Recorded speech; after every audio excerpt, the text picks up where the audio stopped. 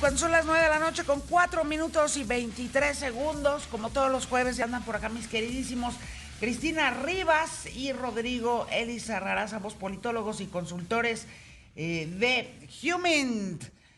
Pues la agenda de riesgos, por supuesto, derivada de la balacera en Topilejo del día de ayer, antier en realidad, porque pues está la delincuencia organizada ya a las puertas de la Ciudad de México con este tipo de manifestaciones absolutamente violentas en la vía pública, que pues yo creo que la Ciudad de México había logrado mantenerse más o menos como la famosa burbuja dentro de la geografía nacional en esta geografía del horror en la que se ha convertido México ya desde hace varios años.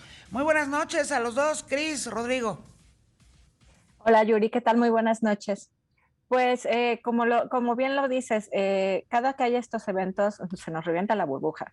Durante muchos años se ha dicho que la Ciudad de México es un área, si no libre del crimen organizado, sí una zona en la que no pasan situaciones como en otras partes del país, cuando la realidad es que las bandas delincuenciales han estado operando en la Ciudad de México de forma ininterrumpida durante muchísimos años, pero lo hacen de forma tan discreta que creemos que no están aquí.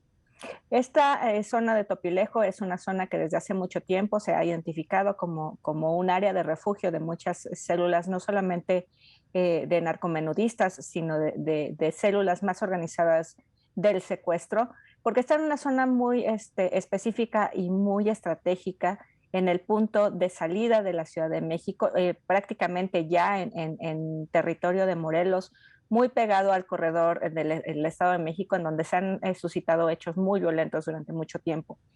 Estas zonas que son llenas de bosques, que son serranías, que son más enclavadas en zonas más populares, son muy propicias para el ocultamiento de las actividades criminales.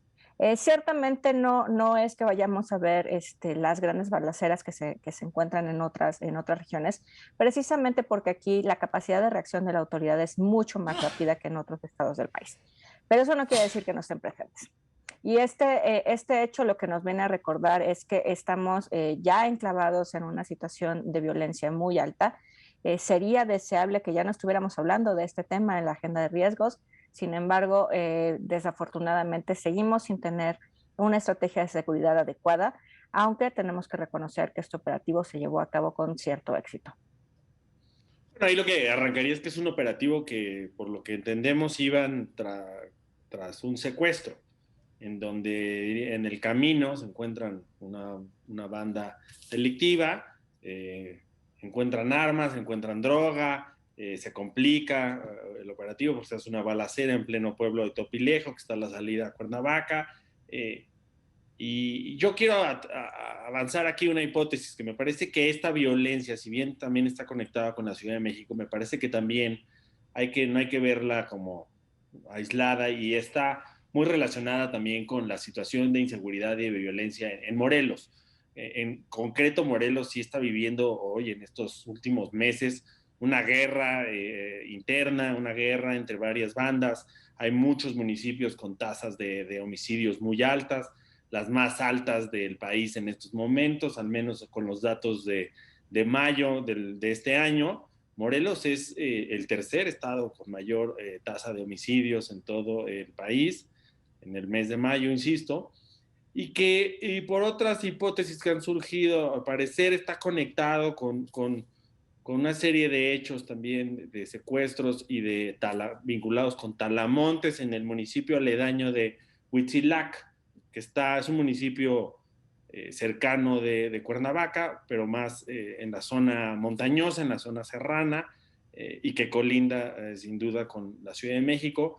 Y en este municipio también desde hace mucho tiempo, ahí hubo hace ya años un evento muy connotado, muy sonado de aquella balacera con miembros de la Marina y Policía Federal en las afueras de Cuernavaca, en la autopista, en 2010-2011, y es exacto un municipio, el de Huitzilac, que tiene presencia de crimen organizado desde hace varios años, que hay grupos delictivos dedicados también a la tala ilegal y a la venta de maderas.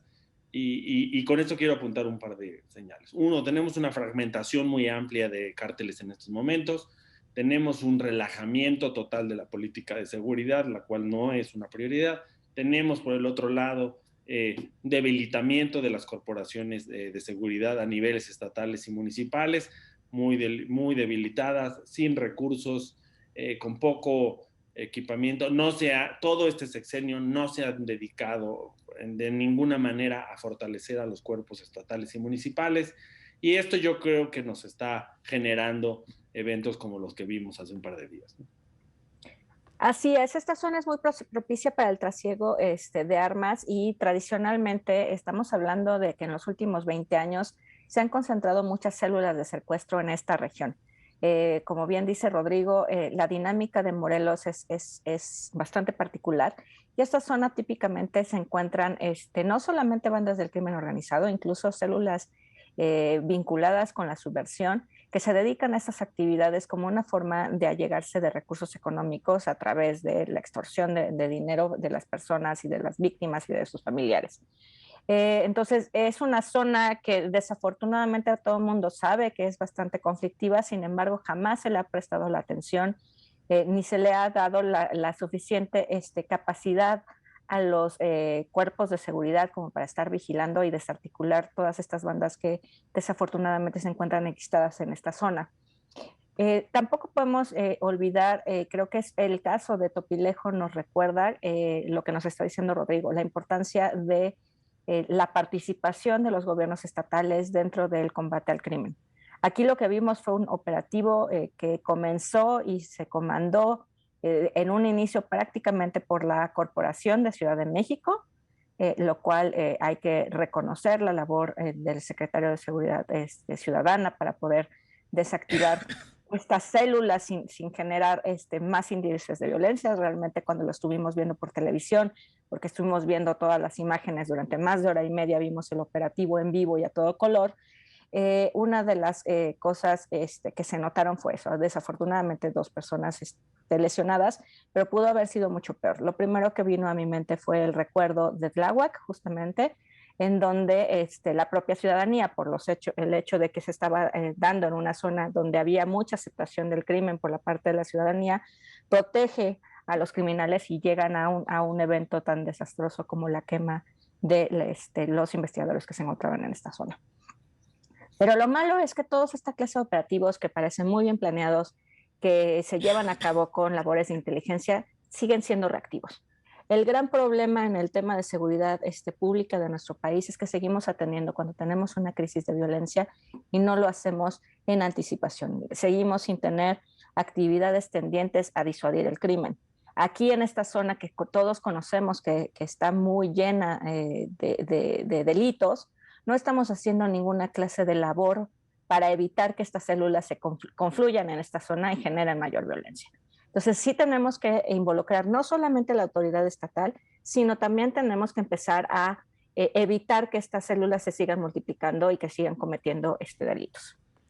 A mí me llamó muchísimo la atención que hoy en el evento la jefa de gobierno, Claudia Sheinbaum, sin contravenir el postulado nacional de abrazos no balazos, o sea, hizo un reconocimiento a la labor y al trabajo de Omar García Harfuch al frente de la Corporación Policíaca de la Ciudad de México y por supuesto a todo el trabajo estratégico que ambos han hecho de la mano aquí en la Ciudad de México para evitar que justamente la presencia de estos cárteles, como ya lo decías tú, Cris, y también Rodrigo, pueda poner a la Ciudad de México en una situación de violencia mucho más grave, ¿no?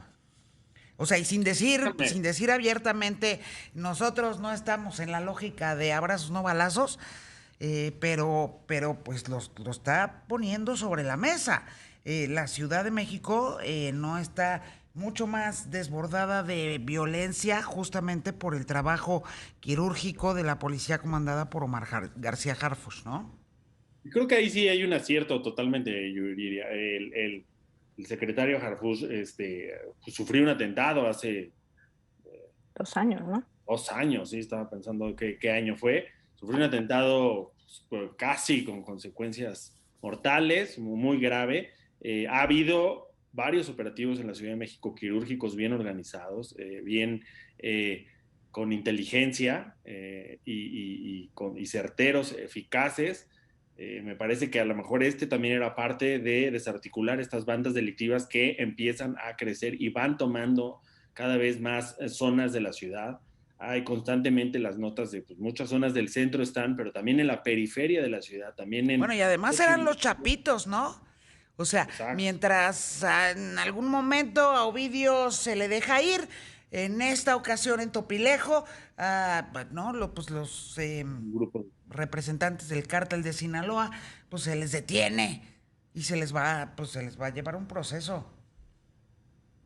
Yo creo que es muy notorio, exacto, cómo hay dos políticas muy distintas de dos gobiernos, digamos, los dos afines a la 4T, uno el de la Ciudad de México, el otro el de Morelos. Sería muy interesante ver cómo hay dos reacciones muy diferentes, cómo en Morelos realmente se está incendiando el Estado, se va a desbordar pronto, vienen elecciones, es muy probable que veamos incrementos de violencia. La Ciudad de México hace su esfuerzo, pero insisto en mi punto, solo un gobierno luchando contra todos los cárteles no es suficiente. Hay que tener articulación, coordinación y la comunicación con los gobiernos aledaños. Esto tendría que ir coordinado con Morelos, coordinado con la Federación, con Guardia Nacional, con las policías del gobierno de la Ciudad de México y del Estado de México. Es decir, en coordinación con operativos bien articulados, con políticas claras entre todos, es como realmente se va a poder combatir este tema, no con esfuerzos aislados, lamentablemente, y sí hay que reconocer que la Ciudad de México está haciendo un papel que se le es más complicado porque no está de la mano ni con la Federación ni con los estados aledaños. Un poco Estado de México podría agregar que sí hay una mejor coordinación con el Estado de México. Aquí Rodrigo toca un punto fundamental, las elecciones. El Estado de México tiene elecciones el próximo año y también próximamente Morelos tendrá cambio de estafeta. Y siempre cuando tenemos situaciones relacionadas con procesos electorales, tiende a haber un reacomodo de las fuerzas criminales. Se calienta Entonces, la plaza, como se dice es, en el lenguaje periodístico sobre estos, ¿no? Digamos, el preámbulo y luego los ajustes de cuentas, ¿no? Así es. Entonces es cuando conviene hacer operativos más amplios, más que operativos quirúrgicos centrados en un delito denunciado, conviene hacer redadas más amplias. Ciertamente esto nos lleva a situaciones de riesgo de que haya una mala respuesta por parte del crimen, pero es cuando tenemos resultados más eficientes. Aquí es el momento de lo que está diciendo Rodrigo, de sentarnos Ciudad de México, Morelos y Estado de México, quizás Hidalgo incluso, empezar a trabajar juntos y de forma coordinada para evitar que se genere un cinturón de violencia en torno a toda el área metropolitana. Que también si no se da el fenómeno de la cucaracha, ¿no? Entonces Así los es. corres de un terreno para moverlos a otro y los vas como persiguiendo de terreno en terreno, pero realmente nunca terminas como de cercarlos, ¿no? Y de terminar con el fenómeno. Así es. Pues pero ahí está. Lo que no podemos seguir siendo es ser reactivos.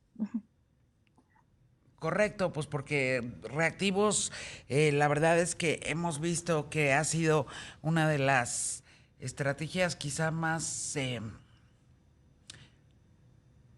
resbalosas, ¿no? A lo largo de los años.